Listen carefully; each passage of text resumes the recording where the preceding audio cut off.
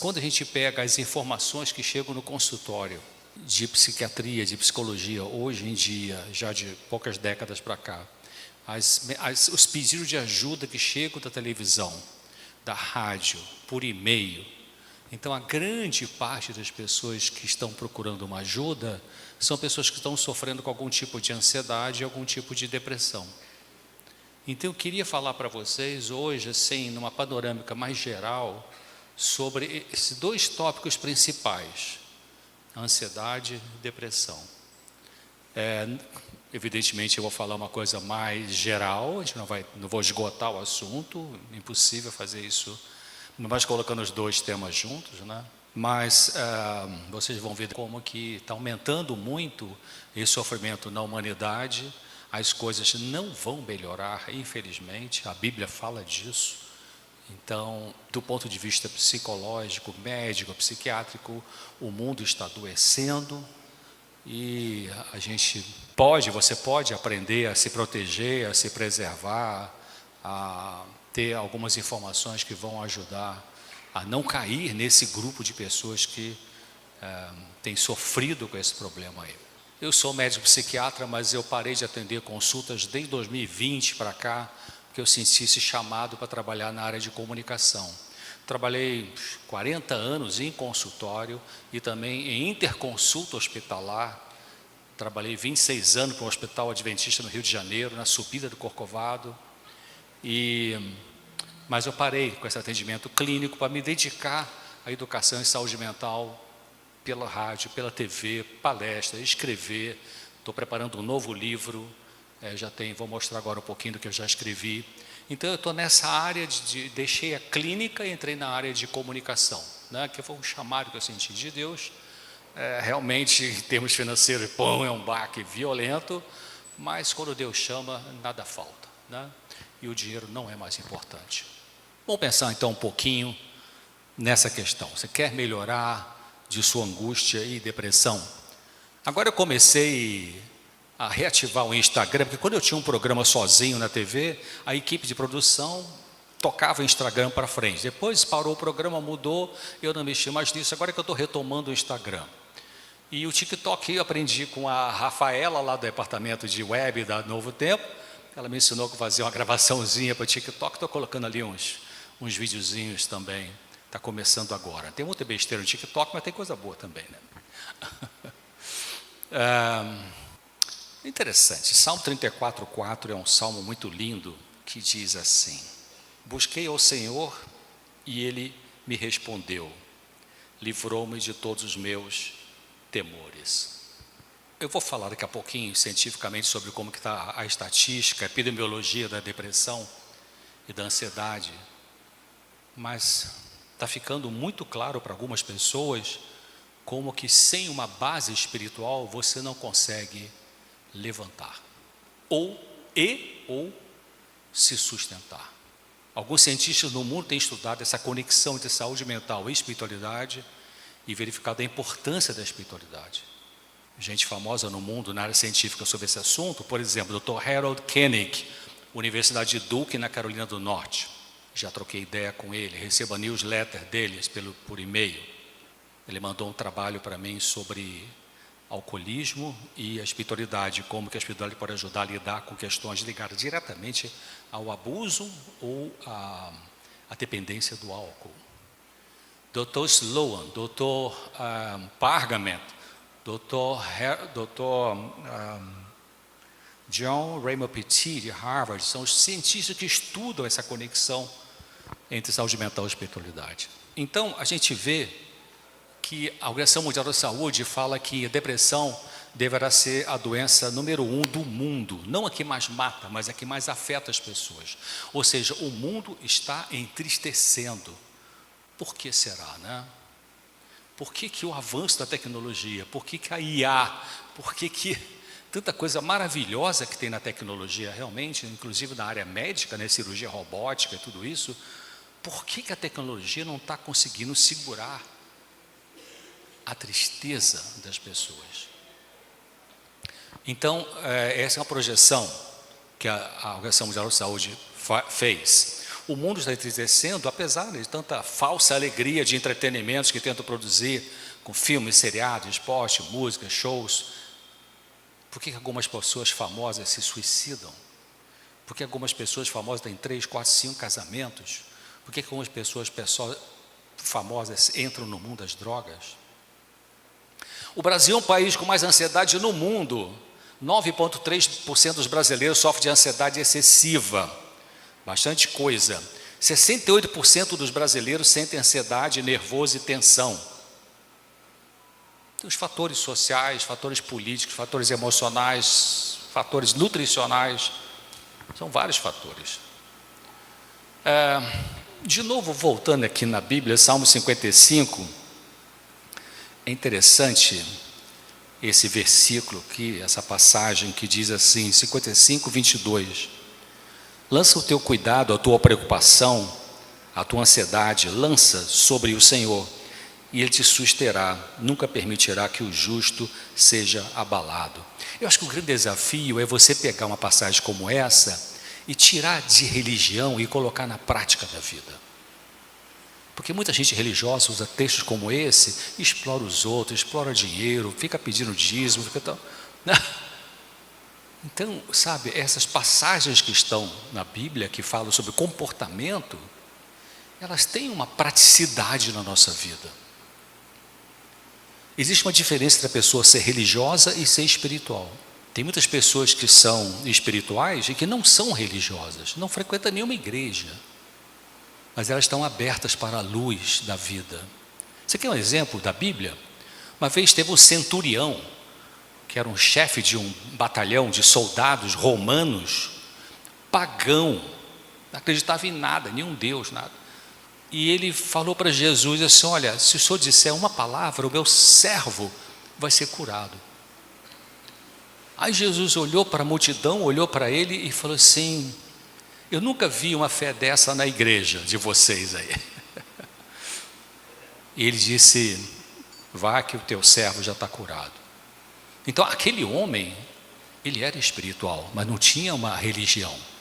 Tem muita gente que é religiosa, vai na igreja toda semana e não tem espiritualidade nenhuma. Vai na igreja fim de semana e segunda-feira está roubando de alguma forma.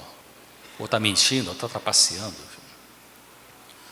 Então é importante a gente ter coerência com o nosso comportamento para que a saúde mental possa desenvolver, para que a luz possa chegar na nossa cabeça. Voltando à ciência convencional. O Relatório Mundial de Saúde Mental 2022 diz que houve um aumento de 25%, eu estou lendo ali no meu monitor ali, 25% do diagnóstico de ansiedade excessiva e depressão na população mundial, só no primeiro ano da pandemia da Covid-19. Gente, então durante os 2 anos de pandemia, no auge da pandemia, 25% da população do mundo sofreu, aumentou o sofrimento, vários tipos de sofrimento. As causas, a gente sabe que a pandemia produziu isolamento social, preocupação com a vida econômica pessoal, desemprego, morte de pessoas queridas por complicações da Covid, medo da contaminação, a incerteza, vou ser contaminado, não vou ter que ser internado, vou ser entubado, não vou. Afastamento de pessoas de vínculo afetivo importante, né, que o lockdown afastou, impedimento da liberdade imposto por governos. Então tudo isso gerou um aumento do sofrimento mental que gerou vários outros desdobramentos, como aumento do alcoolismo, aumento da violência familiar, pais e mães que deixavam os filhos, Deus sabe com quem, ia trabalhar o dia inteiro e começaram a ficar em casa com os filhos e começaram a escabelar, porque eu não sabia mais lidar com os filhos. E o problema não eram as crianças, né? Então, ansiedade é diferente de depressão. Vou fazer uma diferença aqui. A ansiedade é uma aflição, uma inquietude, uma sensação de vazio, uma falta de paz interior, uma preocupação excessiva, com ou sem sintomas físicos. Então, a ansiedade é essa, você senta aqui, não está bem, vai ali, não está bem, liga a televisão, não está bem, pega o celular, não está com paciência hoje. Alguns pacientes falam assim, doutor, eu tenho uma gastura, né? Outros pacientes falam assim, tem uma bola que sobe e desce aqui na minha garganta, faz endoscopia, vai no otorrino e tal. Nada, não tem nada. Então a ansiedade é essa aflição, vamos dizer assim, essa inquietude. Sintomas físicos ligados à ansiedade exagerada pode ser sensação de, como eu falei, bolo na garganta, aperto no peito, dificuldade de respirar, tontura, dor muscular, doenças autoimunes. São várias maneiras de ansiedade excessiva aparecer. Ansiedade todo mundo tem, igual temperatura todo mundo tem. Qual é a temperatura normal do nosso corpo em Celsius ou centígrados? 36,5, né? A média. Esse é o normal. 36,5 é a temperatura normal. Já uma febre é o quê? 38, 38,5, 39. Isso é febre. Quando a temperatura do corpo aumenta, é sinal de que o corpo está lutando com alguma infecção ou alguma inflamação. Quando a pessoa fica com uma ansiedade exagerada, é sinal que ela está lutando com algum tipo de conflito que ela ainda não sabe resolver. Então, assim como a temperatura, quando aumenta, indica a presença de uma infecção ou uma inflamação no corpo, a ansiedade, quando ela aumenta, significa que a pessoa está com algum conflito que está perturbando e ela ainda não sabe como resolver ou está em processo de resolver. E esse conflito pode ser consciente ou inconsciente. Quantas pessoas brilhantes que eu atendi no consultório, gente com pós-doutorado, ou seja o que for, mestrado, e sentava ali, eu não vim aqui, eu não sei porque eu estou sofrendo. Por que não sabe? Porque está inconsciente a causa. Por que a causa está inconsciente? Porque dói pensar na dor. O mecanismo de defesa da nossa mente é tentar levar você a não pensar muito na dor, porque pensar na dor dói e a gente não quer sentir dor. Aí vem a medicina convencional, não, toma Rivotril que resolve tudo. Ei, alô? Vai abaixar a ansiedade? Vai. Mas vai resolver o fundamento, a causa da dor? Não vai. Não, tem que tomar então escitalopram, venlafaxina, sertralina, fluoxetina, duloxetina, tem os novos antidepressivos. Então, já a depressão. Então, a depressão é diferente. Depressão é uma tristeza constante, perda de prazer em tudo, falta de energia para tarefas em casa, no trabalho, sentimento de culpa, de desvalor, ideia suicida, perda da esperança e outros sintomas. Isso é depressão. Vê como é que é diferente da ansiedade? Quais são os sintomas físicos na depressão? Fadiga, cansaço, alterações do apetite para mais ou para menos, dor de cabeça, dor muscular, pode ter distúrbios gastrointestinais, pode ter tontura, vertigem, problema de disfunção sexual de alguma forma no homem e na mulher, queda da imunidade, aumentando o risco para gripes, resfriados e tal. Você vê que interessante, né?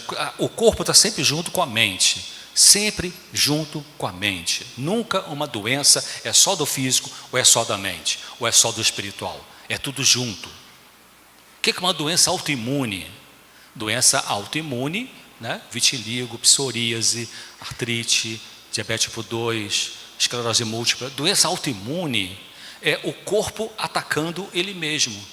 Ué, por que o corpo está atacando ele mesmo? Que tipo de conflito está existindo dentro de você que faz com que o teu corpo machuque você? Então é importante entender isso, né? Em vez de só usar a parte medicamentosa, que cabe, tem seu momento ali. Então é importante também entender de que ansiedade e depressão, ansiedade excessiva e depressão, elas não aparecem só dessa forma clássica. Depressão, você fica triste. Ansiedade, você fica nervoso, nervosa. Não, aparece de outras formas. Eu vou falar já sobre isso. Então, ansiedade excessiva. Quais são as maneiras como ela pode aparecer na clínica do dia a dia?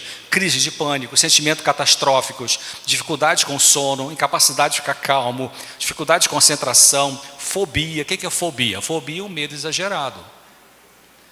Medo de sofrer, que produz ansiedade antecipatória. É aquela pessoa ficar super preocupada com o que pode vir adiante. Então tem pessoas que ela tem, acho que não está nesse slide aí, tem uma outra palestra que eu faço sobre ansiedade e que eu explico, deixa eu ver o próximo slide, eu acho que não está, não.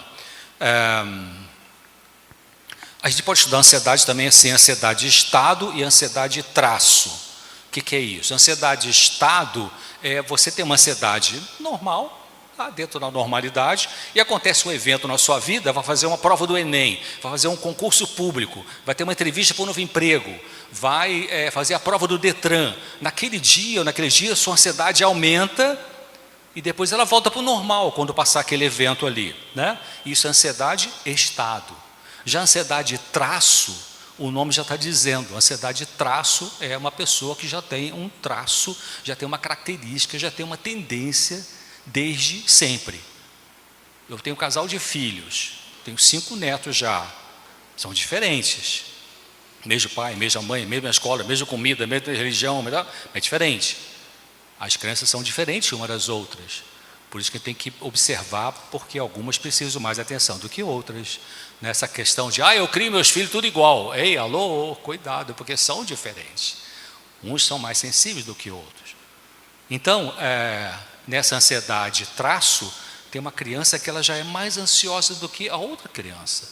Ela já nasceu, é meio que 2-0 contra ela, né, vamos dizer assim, né, em termos de saúde emocional. Mas como as crianças são mais ansiosas. Você pensar nos teus 2 filhos, qual é que é mais ansioso ou mais ansiosa? Tem um que é mais do que o outro. Tem um que é mais zen, né? Meus 2 netos, filhos da minha filha. Um é preocupado, você me pega na escola, você não esquece não, você chega 10 minutos antes, fica tranquilo, vovô chega lá. Não, mas você pega mesmo 10 minutos antes? Pego sim. Às vezes eu pego na escola aqui, adventista, e o outrozinho, não está nem aí, eu vou, tchau, um beijo, logo mais encontro com você e tal. Claro. A gente pensa assim, bom, qual que é o melhor com uma pessoa do que o outro? Não tem qual é melhor. A pergunta melhor é qual que é o melhor em quê, né? Um pode ser mais ansioso como esse mais velho, mas ele é bem organizado. O outro não é nada ansioso, é zen, mas é bagunceiro. Então, né? Cada um tem suas características boas, positivas ou negativas. Então, depressão. A tristeza que aumenta, relacionada com perdas importantes para aquela pessoa. Presta atenção nisso, porque alguém pode falar assim, poxa, a pessoa ficou deprimida só porque morreu um parente lá. Ei, alô, as respostas emocionais são diferentes nas pessoas diferentes. Para você, você aguenta bem o tranco da morte de uma pessoa querida. O outro não aguenta tanto assim, vai aguentar uma coisa que talvez você não aguenta. Então, perdas imaginárias, a pessoa pode ter perda imaginária e ficar deprimida por causa de perda imaginária, ficar triste achando que alguém que não mais gosta de você, podendo não ser verdade. Perdas reais, o que produz a depressão, né? O que produz o estado depressivo pode não ser só por causa de quem você perdeu, pela morte, ou pelo divórcio, ou por uma demissão de emprego, ou por um abandono, ou por uma agressão, ou por uma corrupção, sei lá.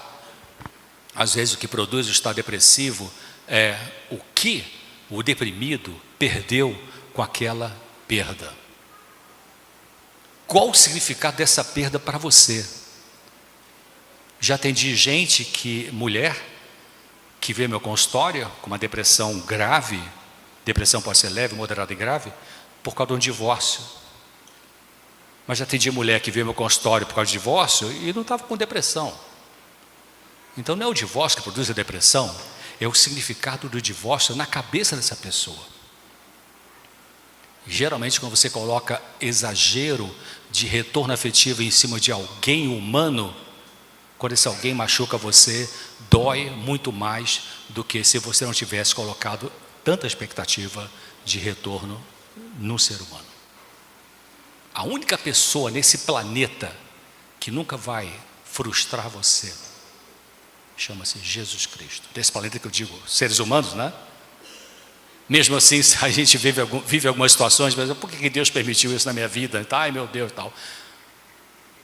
Então, o que você perdeu com essa que te levou à depressão? Perdeu o respeito próprio? Perdeu a sensação de apoio na vida? Perdeu alguém e agora vive em solidão?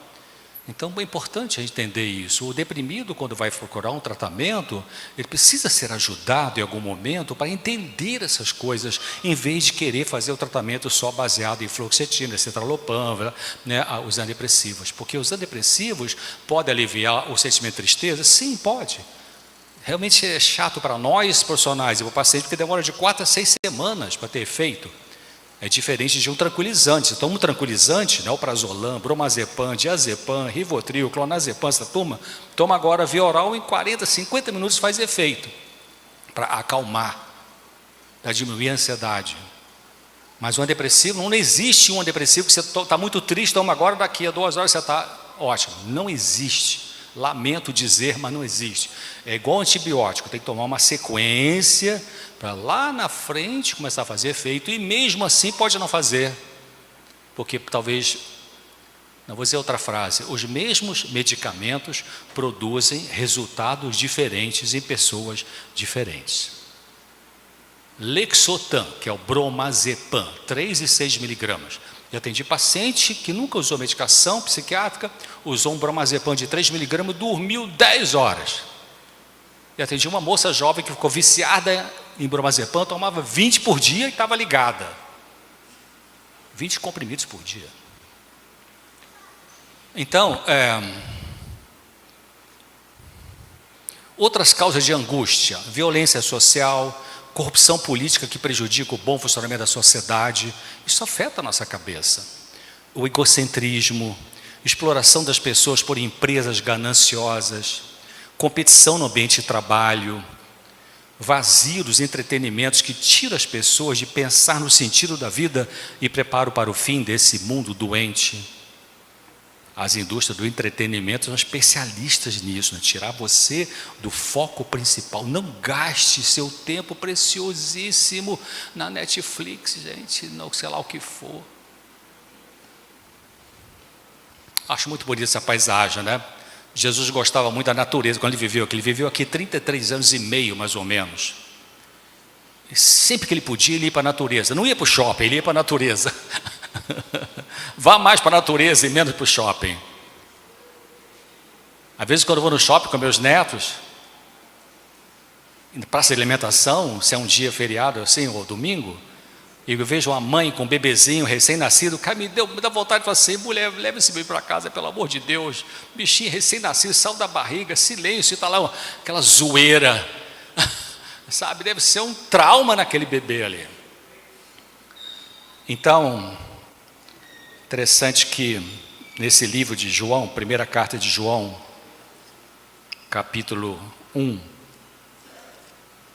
primeira carta de João, capítulo 1, versículo 2, capítulo 2, versículos de 15 a 17, esses 3 versículos da primeira carta de João falam de toda luta que o ser humano tem nesse planeta. Resume, ali fala: não ame o mundo, nem as coisas que há no mundo. Esse é o versículo 15. Porque o que ama o mundo, o amor do Pai não está nele. Porque o que existe no mundo, aí fala 3 coisas: a concupiscência dos olhos, a concupiscência da carne e a soberba da vida. O que é concupiscência? A palavra é esquisita, né? É um desejo desenfreado. As pessoas viciadas em qualquer coisa, elas podem achar que estão livres. Eu cheiro a hora que eu quero, eu uso baseado a hora que eu quero, eu sou livre. Se ela está dependente, ela está presa, não está livre. Os corruptos são as pessoas mais presas nesse mundo, porque estão presas na maldade. É a bondade que liberta, é a maldade que prende, mas ainda acham que estão livres. Então aqui Jesus falou 3 coisas, né? Que seria, em resumo, o sensualismo, a concupiscência da carne, o egocentrismo, a concupiscência dos olhos, o materialismo, a concupiscência dos olhos e o egocentrismo. Então temos que lutar contra isso. Você sofre uma angústia e não sabe a causa. Isso é típico, né, do consultório. Vim aqui, mas não sei porque eu estou sofrendo e tal. Vamos pensar um pouquinho. Em parte pode ser angústia. Vocês estão percebendo que eu coloquei a palavra angústia, já não coloquei ansiedade? Eu gosto mais da palavra angústia, porque é uma palavra mais filosófica. Ela é mais abarcante, ela é mais ampla. É a palavra mais usada pelos filósofos. A palavra ansiedade é mais técnica, mais do CID, Código das Doenças. A gente pode usar aqui como sinônimo: ansiedade excessiva ou angústia. Alguns autores falam que ansiedade é mais aqui e angústia é mais aqui, mas dá no mesmo. Então eu vou falar agora de angústia, eu vou intercabear angústia e ansiedade. Você tem uma angústia, né, essa inquietude, essa falta de sentido, né? Já trabalhou para chuchu, ganhou um monte de dinheiro. Quantos empresários que eu atendi na vida lá com 65, 62, 68 anos, e chegar no consultório e sentava: eu estou com raiva de estar aqui, homem ou mulher, E por que está com raiva? Está aqui. Porque eu fui bem sucedido, montei um monte de empresa, ganhei muito dinheiro, e quando tinha algum colaborador que tinha problema emocional, eu achava que era frescura, que bobagem, que falta de proatividade, que falta de empreendedorismo, e agora eu estou aqui. Por que você está aqui então? Então, primeiro, eu tinha que trabalhar com essa pessoa para ajudá-la a não ficar com raiva dela estar ali, para depois ver por que ela está ali, né? Claro, se você precisa viver algumas emoções ao longo da vida, e você não vive porque está muito focado no trabalho, aquelas emoções que precisavam ter saído ao longo dos anos, vai sair em algum momento pelo corpo ou pela alma. Algumas doenças dermatológicas, a gente chama doenças que têm uma produção, doenças exudativas, é uma palavra médica, que produz uma secreção. Um professor falava assim, professor de medicina, tem pessoas que não conseguem chorar pela alma, chora pela pele.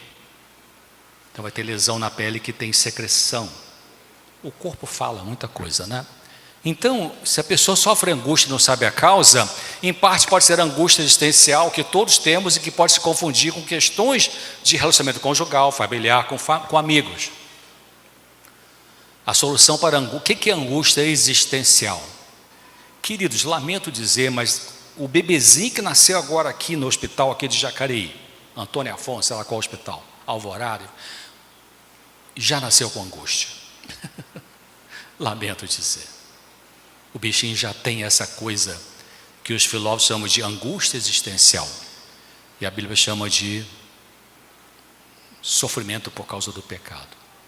Então, a saída para a angústia existencial, e essa angústia existencial ela se mistura com angústia, com ansiedade de um relacionamento difícil em casa, com problema no trabalho, se mistura. Mas quando você consegue detectar de que é uma angústia existencial que está fazendo sofrer, então qual é a solução? Gastar mais tempo em oração com Deus, o Criador do Universo, ajudar alguém necessitado naquilo que você pode socorrer, isso alivia a angústia. Cultivar gratidão. Olha por em volta de você quanta coisa você tem. Outra coisa que ajuda a aliviar a angústia, estudar e meditar no texto que Deus te deu para a humanidade, que é a Bíblia. Essas coisas, elas aliviam a angústia existencial. Então, ansiedade agora é psicológica, né? Vou sair do campo espiritual, vou voltar para o campo médico, psicológico. Ansiedade excessiva pode ser em parte consequência de desilusões e frustrações afetivas no casamento, talvez decepções e preocupações com filhos ou com seus pais.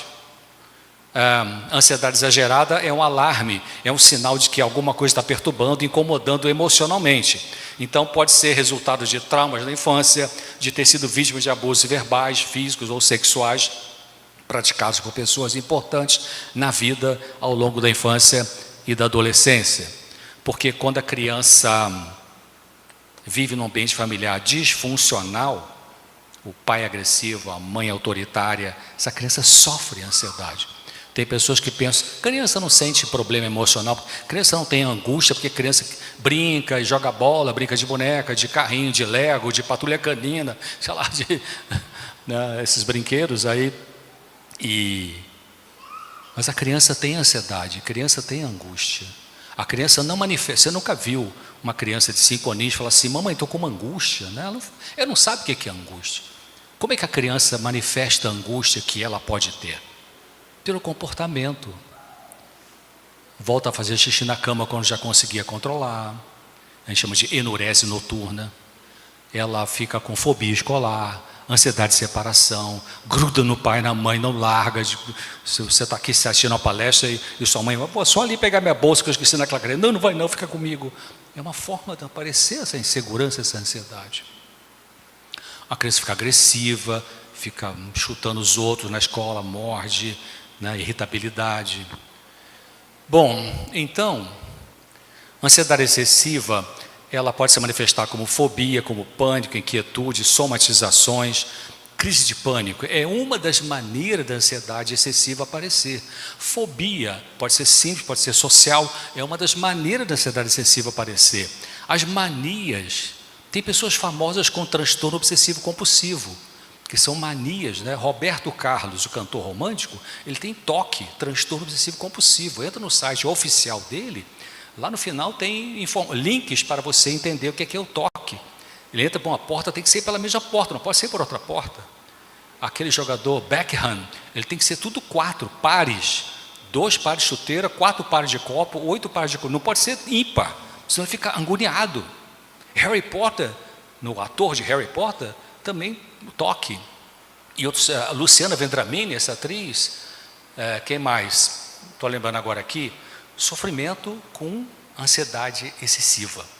Então, assim como a febre, já falei sobre isso, né, a ansiedade, e a causa da ansiedade excessiva também pode ser porque você se autodesvaloriza. Será que você se autodesvaloriza? Tem pessoas que têm essa tendência de se autodesvalorizar. Você vai e fala assim, que bonito paletó, César, eu comprei ele no brechó. Que parabéns, você passou naquele concurso, qualquer um passa. E tem gente que acha que isso é humildade. Humildade não é você se depreciar. Humildade é você não se arrogar, né? Nariz em pé, sou melhor que todo mundo. Humildade não é você se desvalorizar, se depreciar. Então, muitas pessoas que se autodesvalorizam, elas podem ter um aumento da ansiedade. Porque o eu saudável dentro dela está dizendo assim, por que você me desvaloriza assim? Cara, está doendo isso, não faz mais isso comigo não. Mas você faz. Um lado diz que não deve fazer, o outro faz. Então isso resulta numa ansiedade. Pessoas podem ter ansiedade excessiva porque mantém mágoas e ressentimentos contra alguém. Sim, fica com essa mágoa, isso perturba a sua paz. Pessoas não recebem o carinho e a atenção de quem deseja e fica na expectativa idealizada. Isso é típico, isso é um prato feito para acontecer um adultério. Se a pessoa com quem você está casada não consegue nutrir o que você espera, você tem que, em vez de começar a pensar que deve ter alguém que vai nutrir, o primeiro passo é, será que isso que eu estou esperando é demais ou não é demais? Será que eu estou colocando nessa pessoa uma expectativa exagerada que eu não deveria fazer isso? Será que essa expectativa que eu coloco não tem a ver em parte com o que eu perdi lá atrás na minha infância e que agora eu quero recuperar aqui nessa relação conjugal? O seu cônjuge não tem culpa nem responsabilidade de preencher o vazio afetivo que você perdeu lá atrás na sua infância. Você que tem que aprender a administrar isso. Porque não existe nenhum cônjuge, nenhum homem, nenhuma mulher que consegue preencher tudo o que a gente deseja. Por isso que, de certa forma, a gente tem que aprender a lidar com uma certa parte de vazio. Um dos filósofos que mais estudou sobre a angústia humana é um filósofo dinamarquês chamado Søren Kierkegaard. E tem um livro dele fininho, pesado de ler. Uma filosofia pesada, chama-se O Conceito de Angústia.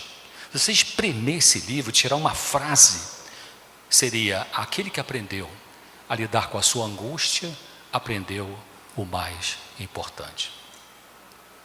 Quando a gente aprende a lidar com a nossa angústia, é um aprendizado que não para, não termina, né? Não tem graduação, a gente vai perturbando menos as pessoas com que a gente convive. E o contrário é verdadeiro também. Então, a solução para a ansiedade de origem psicológica qual é? O que você faz? Depende do que está causando essa ansiedade psicológica. Toma uma atitude em favor da sua saúde mental. Pode ser, vou ler esse livro, vou ler o livro aqui que o pessoal lá, adventista, me deu de presente. Vou ler a revista que o Dr. César escreveu com o conteúdo técnico e a TV Novo Tempo preparou toda a beleza do trabalho restante. Enfim, eu vou marcar uma consulta, eu vou conversar com um conselheiro de experiência e ético. Toma atitude. Eu vou assistir aquele vídeo. Me convidaram para a palestra, eu vou. Você tem que tomar uma atitude. Depende de você. A coisa mais difícil ao longo da minha vida como psiquiatra é o parente que liga e diz: Dr. César, meu marido ou minha esposa, enfim, meu filho está com um problema aqui, está perturbando, mas não quer ir na consulta. O que você vai fazer com a pessoa que não quer se tratar? Difícil, né? Então, outra coisa que pode ajudar para aliviar a ansiedade excessiva, precisa aprender a colocar limite para pessoas abusivas. Aí precisa aprender a colocar limite, porque a gente pode conviver com pessoas abusivas, né, na família, no trabalho. O que é a pessoa abusiva? A pessoa que usa você. Usar é abusar. Então, você precisa aprender a colocar limites, né? Ó, desculpe, hoje não consigo fazer isso, ou desculpe, isso aqui não dá para mim. Em algumas situações você precisa... Tem gente que tem muita facilidade para isso, mas tem gente que tem dificuldade para isso. Se você tem dificuldade para isso, você tem que treinar. Igual o atleta treina lá no campo lá. Tem que treinar, dizer não, quando dizer não é aquilo que é bom para a sua saúde mental. Então, muitas vezes você vai dizer não e por dentro sentindo insegurança, mas você diz, sem agressão, sem ironia, sem violência, mas ó, desculpe, não dá. Respira fundo, peça força a Deus, mas coloca o freio, porque tem pessoas que não têm desconfiômetro. Precisa aceitar que ninguém nessa vida é ideal em termos de dar carinho, valorização perfeita. Precisa lutar contra a sua maneira de agir irresponsável, como gastar dinheiro demais, ficando numa situação financeira complicada. Atingir muita gente assim, botando a família numa situação complicada, que a pessoa é muito impulsiva para gastar dinheiro. Tudo que olhou, gostou, comprou, não quer saber como é que está o saldo. Isso aumenta a ansiedade, claro. Precisa parar de ficar obsessivo pelo afeto de alguém, parar de mendigar amor, entendendo que só Deus pode nos amar de modo perfeito. A ansiedade de origem psicológica pode ser vencida com o quê? Mais dicas aqui. Lutar contra pensamentos trágicos, catastróficos e passar a confiar que Deus cuida. Exemplo, crise de pânico. Crise de pânico é uma, você vai no CID, Código das Doenças, versão 11, que a gente usa agora, o DSM-5 nos Estados Unidos. Ali tem transtorno de ansiedade, aí crise de pânico, fobia social, ansiedade generalizada, somatização, tem vários diagnósticos ali. A crise de pânico é uma das maneiras da ansiedade excessiva aparecer na vida da pessoa. O que é crise de pânico? É uma crise aguda de ansiedade. A gente chama de crise paroxística da ansiedade, vai e volta, vai e volta. Na crise de pânico, a pessoa tem um pânico, uma ansiedade, uma coisa assim horrível, rápida, não demora 6, 7 ou 8 minutos, e naquele momento a pessoa ou acha que vai surtar, sair da realidade, ou ela acha que vai morrer, em geral vai ter um infarto. A maior parte acha que vai morrer do coração. Aí vem sudorese, frio, tremor, falta de ar, tudo isso junto com essa crise de pânico. E aí é uma das formas da ansiedade excessiva aparecer. Então vai tratar, se é uma crise que está muito frequente, está travando o trabalho, a gente entra com um pouco de medicação sim, para baixar essa ansiedade, né? Alguns medicamentos controlados podem ajudar a baixar, mas ao lado da medicação, você vai trabalhar com essa pessoa para ajudá-la a ver, será que ela tem pensamentos trágicos? É muito comum pessoas com crise de pânico, é como se a pessoa... Uma boa parte das pessoas que têm crise de pânico é como se elas tivessem 10 parabólicas ligadas na cabeça, pensando, ai meu Deus, vai ter uma viagem amanhã, vai furar o pneu, aí se o motorista dormir e capotar o ônibus, aí se meu celular acaba a bateria, aí se isso, e se aquilo, esse pedacinho de frase, e se, é tipo de pessoas que têm muita ansiedade, e que em alguns casos pode gerar uma crise de pânico. Então a tendência da pessoa que tem crise de pânico, a tendência de pensar é muito catastrófica, é muito em pensamento trágico. Então o que ela vai precisar na TCC, terapia cognitivo comportamental? Vamos botar os pensamentos em cima da mesa, né? Quais são os pensamentos que você mais pensa quando você sente que está muito ansioso, muito ansiosa? Aí você começa a pensar no que você pensa. Eu percebo que eu tenho exagero de pensar que vai furar o pneu do carro, só um exemplo, né? Tá, nos últimos 5 anos no teu carro, quantas vezes furou o pneu? Nenhuma. Então, mas a tua cabeça fica dizendo que pode furar o pneu. Então, esse pensamento trágico tem que ser eliminado da cabeça, porque a medicação não muda a forma de pensar, a medicação muda a forma de sentir. O pensamento exagerado, catastrófico, aumenta a ansiedade. Aí você toma um medicamento, abaixa a ansiedade, mas o pensamento catastrófico continua. É igual você comer muito vinagre, muita pimenta, começa a ter ardor de estômago, aí você toma um protetor da mucosa gástrica, mas continua usando vinagre e muita pimenta. Então, abrir mão do controle, sentar no banco do carona e deixar Deus guiar, isso é extremamente relaxante. Funciona melhor do que o prazolam. Pensar que a maioria das preocupações que surgem na sua mente, em geral, não se tornam realidade. Eu estou lendo um livro, estudando, montando uma palestra de um professor, é a Universidade do Canadá, me parece. O corpo deixa as marcas, acho que é isso, um livro grosso, muito interessante. E ele fala assim, comece a pensar quais são as preocupações que você tem que são úteis para separar daquelas que não são úteis. Interessante, uma coisa tão simples, né? Porque se você perceber, de repente você pode se pegar, você pode verificar que você tem uma tendência de ter preocupações que são inúteis, que não resultam em nada, que você vive com isso há muitos anos, mas não acontece isso aí. Então a preocupação é inútil, o que você faz com ela? Bota no lixo.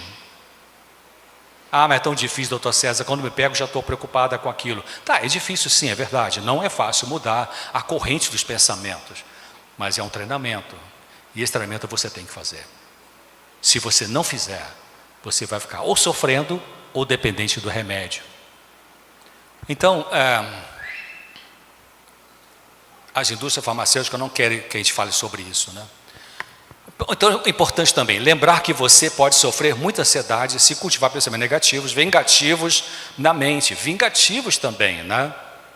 Os pensamentos podem ser educados, você pode treinar novos e melhores pensamentos na sua mente consciente, tem que trabalhar com isso. É cansativo? É cansativo. Seria muito mais fácil tomar um comprimido, não penso mais nada disso, estou zen, mas pay the price, quer dizer, não tem nada que é de graça. Todo medicamento tem efeito colateral, mesmo os fitoterápicos, valeriana, cava-cava, passiflora, camomila, erva de São João, hipérico perforato, enfim, tem. Ansiedade psicológica pode diminuir também quando o quê? Aceitar que em seus relacionamentos não existe o ideal. Tem que aceitar. Sabe que uma coisa que ajuda você a aceitar que no seu relacionamento não existe o ideal? É você pensar que você também não é ideal para o outro. Ou você é ideal para o outro. Outra coisa, aceitar que nem você consegue, isso que eu falei. Aceitar como as pessoas são e se proteger das que são o quê? Abusivas. Aceitar a pessoa não quer dizer que você vai aceitar que ela continue abusiva com você, mentirosa com você, agressiva com você, irônica com você. Não é isso. Jesus era a humildade em pessoa, mas ele colocava limite para as pessoas. Quando as pessoas queriam abusar dele, ele saía fora. E outras vezes ele falava. E outras vezes ele achava melhor ficar calado, porque tem pessoas que não adianta você falar. Melhor você se retirar. Conversar com quem você tem dificuldade sem atacar a pessoa, falando o seu sentimento. Olhar para frente e seguir fazendo o melhor que você pode nos seus relacionamentos. Do que você pode, do que depende de você. Pense se você não mantém pensamento distorcido na realidade, achando que não é amado quando você é, ou amada. Ou achando que você não tem valor com a pessoa e por isso você se deprecia porque não te trata como você gostaria, mas você que se deprecia. Perdoar as pessoas e perdoar você mesmo, muito importante para baixar com a ansiedade. Fazer reparações se você machucou ou fraudou alguém. Isso é muito ensinado nos grupos de ajuda mútua, né? Alcoólicos Anônimos, Narcóticos Anônimos. Faça a reparação desde que essa reparação não prejudique ninguém. Então você está 5 anos, já tem gente que estava 10 anos sem conversar com um irmão de sangue. Cara, como é que aguenta isso? Tem que fazer essa reparação. Do que depende de você. Do que depende de você. Se houve um problema entre você e alguém, muitos anos atrás, e você está com um negócio engasgado, o que você pode fazer? Você vai ter iniciativa de fazer a reparação. Vamos supor que você magoou alguém. E aí quando você for fazer a reparação, para você se aliviar, Essa pessoa a quem você magoou pode ter 3 tipos de resposta em relação a você. Você pode chegar lá e falar com ela, ou por telefone, ou por mensagem, ou pessoalmente, do jeito que for possível. E ela pode falar assim, você vai, quero pedir desculpa a você, que lembra, 2 anos atrás eu gritei, abusei de você verbalmente e tal, quero te pedir desculpa. Você vai encontrar pessoas que vão dizer assim, nossa, eu nem lembrava mais disso, eu não fiquei magoada não, que isso, daí cá, dá um abraço, está tudo certo. Esse é o número 1. Número 2, você vai fazer a reparação com alguém, e essa pessoa vai dizer assim, puxa, até que enfim você veio falar comigo, eu estava esperando que você fizesse, eu estava até hoje esperando aqui. Número 3, você vai falar com alguém, pedir perdão, e essa pessoa vai falar assim, sai daqui, não quero te ver. Você respeita, mas você fez a sua parte. Então, quando você faz a sua parte para fazer uma reparação, você alivia. Aceitar o que seus pais puderam ser para você, que provavelmente não foi ideal, não é ideal, lembrando que você também não é ideal para os outros e nem para seus filhos. Agora vamos fechar um pouquinho com a depressão. Quando que a depressão pode melhorar? Depressão leve, moderada e grave. Depressão, para fazer o diagnóstico de depressão, tem que ter 2 sintomas, esqueci de falar isso. 2 sintomas tem que ter para se dizer que a pessoa tem depressão. E mais os 5 acessórios. Os 2 são perda de prazer e satisfação, interesse nas coisas que você tinha, incluindo o sexo, e tristeza que não passa, mais do que além de 2 semanas.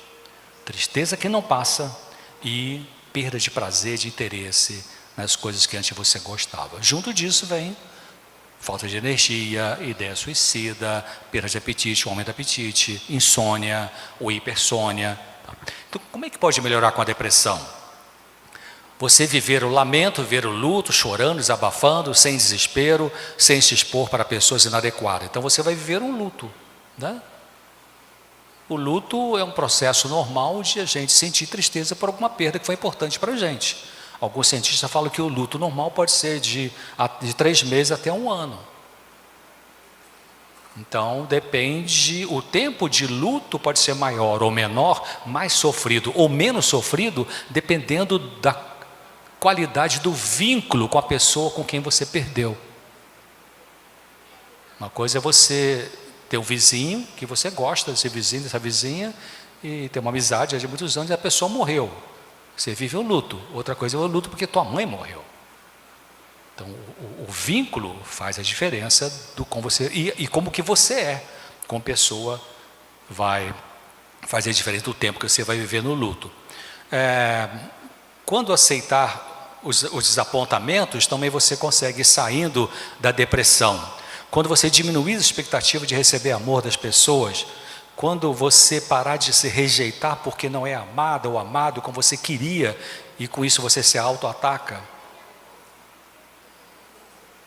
Algumas pessoas com depressão, se a gente puxasse um pensamento lá de dentro da cabeça e colocasse por escrito, poderia ser assim: eu estou com muita raiva de mim mesmo porque eu fui gostar de alguém que não gosta de mim do jeito que eu queria, por isso eu me odeio e eu quero morrer.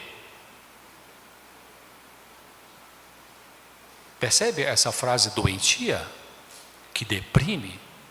Como é que você conserta isso? Pô, eu preciso parar de ter raiva de mim mesmo? Como é que eu vou parar de ter raiva de mim mesmo? Aceitando que aquelas pessoas que eu queria que me amassem de maneira melhor, elas não conseguem. E não é por isso que eu vou morrer. A minha vida vale mais do que a maneira como alguém me trata. Entendeu como é que, mudando a forma de pensar, você pode mudar o estado depressivo, e a medicação não faz isso. Quando recuperar a esperança olhando para as promessas de Jesus no Evangelho? Claro, muita gente saiu do buraco da depressão, inclusive de doença suicida, por causa da palavra de Deus. Deus fala: eu vou estar com você. Eu gosto do Salmo 91, 15, é extremamente terapêutico. Ali são 5 passos que Deus coloca para a humanidade sofrida, sofredora. 91:15 diz assim: Deus fala, ele ou ela me invocará. Quer dizer, você procura Deus. Você não precisa entrar para igreja nenhuma para procurar Deus. Basta você acreditar que existe um Deus bondoso, Criador do universo, e você decide falar com Ele. usando alguma regra de oração? Não. Oração é você usar as suas palavras falando com Deus. Então, Salmo 91:15. Ele me invocará, ela me invocará. Você procura Deus. Número 2, eu vou ouvir. Terceiro, eu vou estar com você na sua luta, na sua angústia. Quarto, eu vou te livrar. E quinto, eu vou te honrar. Olha que coisa linda, né? Esses são os passos terapêuticos que Deus se compromete a fazer com você, ao você procurá-lo de todo o coração. Então, quando você lutar contra pensamentos de derrota, de autodepreciação, de desesperança, a depressão pode melhorar. Muito importante o último ali. No núcleo da mente depressiva existe um negócio chamado desesperança. Por isso que a TV Novo Tempo é o canal da esperança, né? Então a mente depressiva, ela pode começar a sair do estado depressivo quando ela encontrar alguma coisa que ela agarra e que dá esperança. Então pense o que na sua vida pode te dar esperança. Ou se você vai tentar ajudar alguém que está deprimido, deprimida, procure entender a história dessa vida, essa pessoa, as conexões sociais dela, enfim, o que pode ajudá-la a se agarrar como uma boia, para ela poder pensar assim, cara, eu estou muito mal, mas vou me agarrar nisso. Nisso que ela vai se agarrar para conseguir ter esperança, isso ajuda a levantar a pessoa. Então, uma tarefa para ajudar pessoas deprimidas é o que você pode dar para elas, ou dizer para elas, ou incentivá-las a ter esperança. Bom, Salmo 42:11, o que diz ali?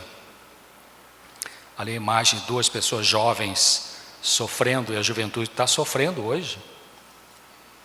E a gente não sabe que está sofrendo porque tenta disfarçar o sofrimento com um monte de substâncias e de entretenimentos, mas quando fica sozinho e para o efeito daquela substância ou daquela, aí vem a dor. O que eu faço com essa dor?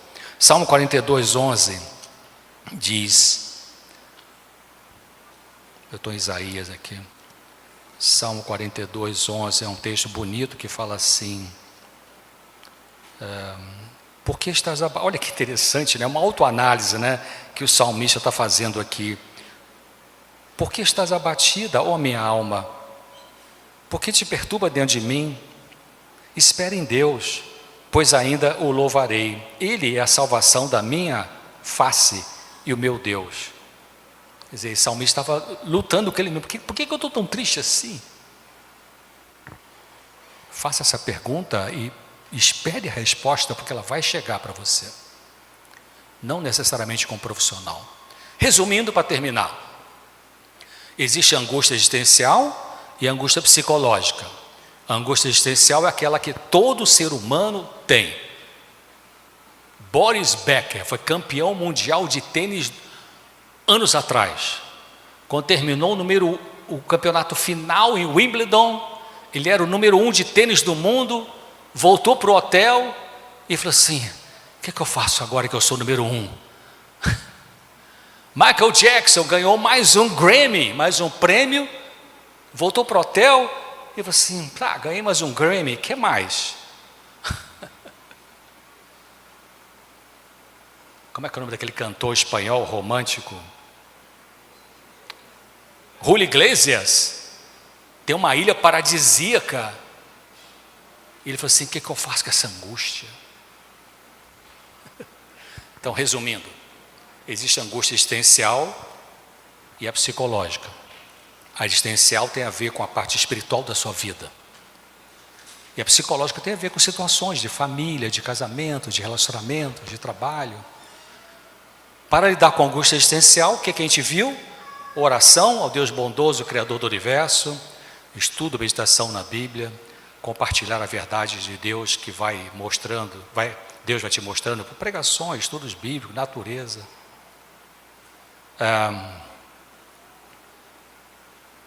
Para lidar com a ansiedade psicológica, que a gente viu, perdoar os outros, perdoar seus pais, perdoar você mesmo, evitar pensamentos trágicos, cultivar gratidão, resolver conflitos, colocar limites, parar de se depreciar, aceitar que os outros e você não são ideais, parar com a obsessão de obter amor dos outros e dar. E, para melhorar a depressão, que a gente viu aqui rapidamente, viver o luto, chorar, desabafar, sem desespero. Tem que viver o luto. Tem um texto que Salomão escreveu na Bíblia, Eclesiastes, né? Que ele fala, tem hora de rir, tem hora de chorar. Tem hora de falar, tem hora de calar. Então, pedir sabedoria a Deus quando, né? Mas se você está vivendo um luto, é hora de chorar. Mas se você está vivendo um luto já por um tempo muito longo, mais do que um ano, e continua chorando, talvez você entrou naquilo que em psiquiatria eles chamam de luto patológico. Aí tem que ter um tratamento. Aí já entrou no quadro depressivo, já é diferente de luto normal.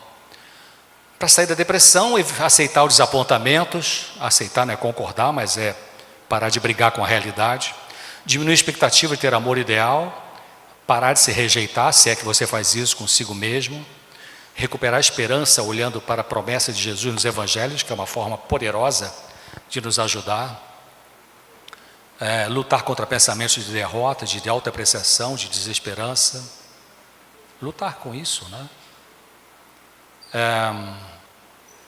Deus prescreveu remédios para a ansiedade e para a depressão. Eu vou terminar. Quais são os remédios? Alguns dos remédios que Deus coloca aqui na palavra dele.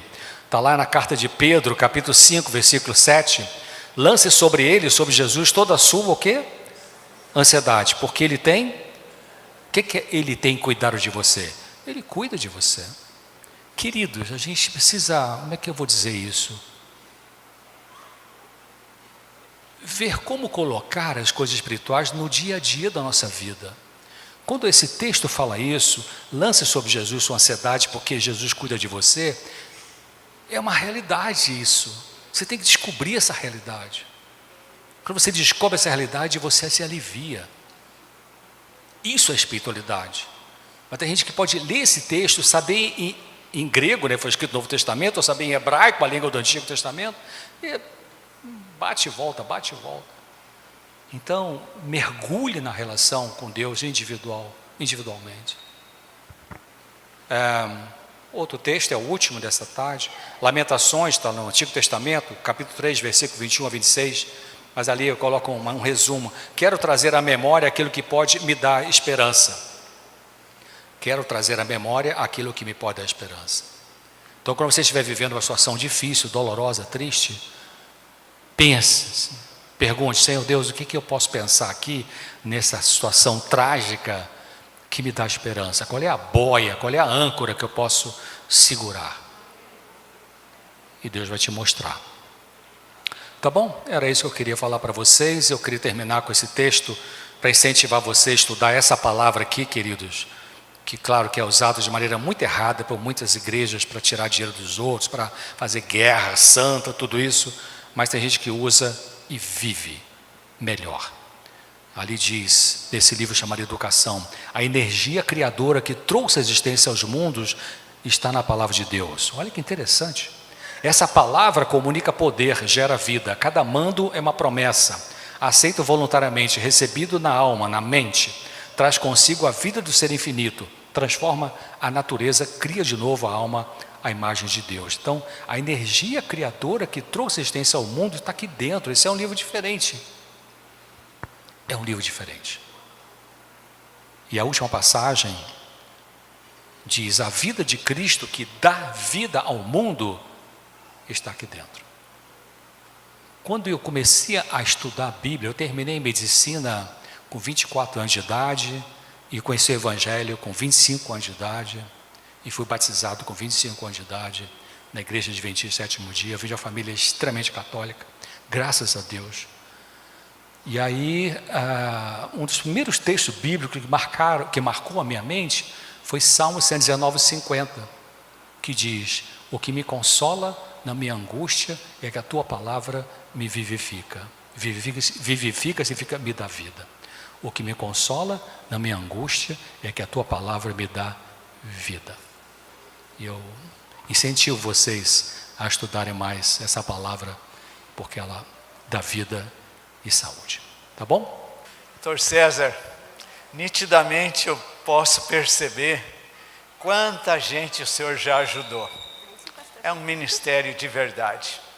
E o senhor faz a diferença na igreja, faz a diferença na TV, nas suas palestras, para pessoas que o senhor nem conhece, mas estão sendo beneficiadas. Eu gostaria de falar isso, o senhor sabe que vem do coração, porque o senhor lida muito com as emoções, a mente das pessoas, mas eu gostaria que o senhor sentisse no seu coração a nossa imensa gratidão, amém? Então nós gostaríamos de dizer para o senhor, não tenho prata nem ouro, mas o que eu tenho, isso eu lhe dou, amém? Junto com o pastor Toninho aqui, vamos orar, pastor Toninho? Senhor Deus, muito obrigado pela vida do Dr. César Vasconcelos, porque ele não só escolheu uma profissão, o Senhor escolheu para ele, o Senhor chamou ele para uma missão tão importante, e ele tem se devotado, se dedicado a cumpri-la da melhor maneira possível, ajudando pessoas com suas palestras, seus ensinos, seus livros, os programas. Aqui está o pastor Toninho, que poderá também dizer algumas palavras. Que o Senhor abençoe o Dr. César, sua família, sua saúde, e que o Senhor renove suas forças mentais, emocionais, espirituais, físicas, para ele continuar nesse ministério para a glória do teu nome. Abençoe todos aqui, nos dê cada vez mais, Senhor, a bênção da saúde física, mental, emocional, também, Senhor, espiritual, em nome de Jesus, amém. Pastor Bob, acho que o senhor disse tudo. Eu conheci o Dr. César Vasconcelos no consultório, né, Dr. César? Lá em Copacabana, quando ele atendeu a nossa família. Então, nós, como família, fomos beneficiados pelo trabalho dele quando médico lá no Rio de Janeiro. E ele nos acolheu, nos atendeu profissionalmente e espiritualmente. E, como Novo Tempo, a gente tem desfrutado desse conhecimento que ele compartilha. E ele faz isso quase que eu posso dizer que voluntariamente, porque toda essa bagagem de conhecimento, e ele dedica isto à igreja, ele está presente ali no Novo Tempo, e aqueles que convivem com ele, como Verônica, sabe o quanto nós somos beneficiados. E, doutor César, eu acho que além do conhecimento, além do apoio, o amigo deixa um exemplo de vida, e que é uma motivação para os jubilados recentes a se dedicarem também a sua vida, a continuar servindo a Deus, servindo a comunidade e servindo a nossa igreja. Que Deus preserve a sua saúde. O amigo tem uma mente privilegiada, não apenas porque acumula tanto conhecimento, mas que o transmite de uma forma tão hábil que alcança a todas as pessoas. Que Deus preserve a sua saúde e recompense tudo que o amigo está fazendo, abençoando toda a sua família.